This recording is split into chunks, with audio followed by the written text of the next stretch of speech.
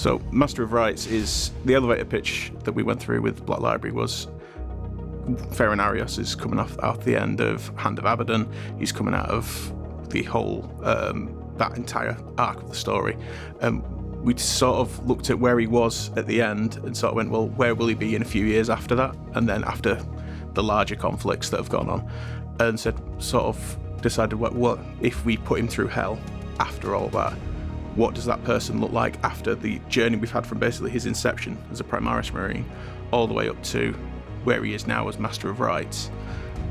What sort of character do you have at the end of that? And it was sort of the idea of forging him in fire to a degree and literally putting him through hell to see what sort of Space Marine comes out at the end, and whether he manages to keep his grip on his humanity or whether he loses it entirely and just goes full blank slate Space Marine.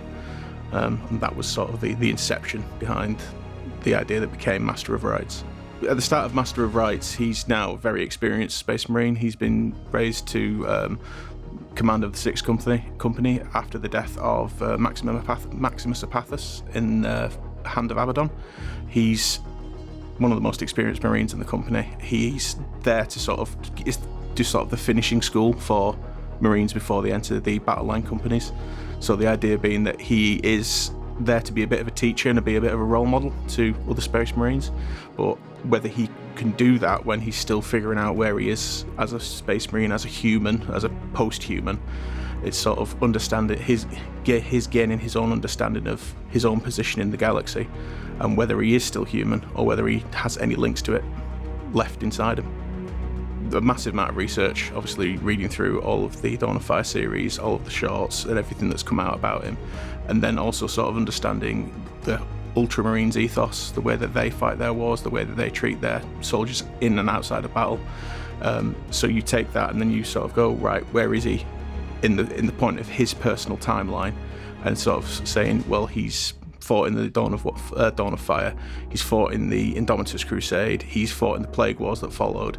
Where is he then, and what will he have changed? Will he have become something better, something worse?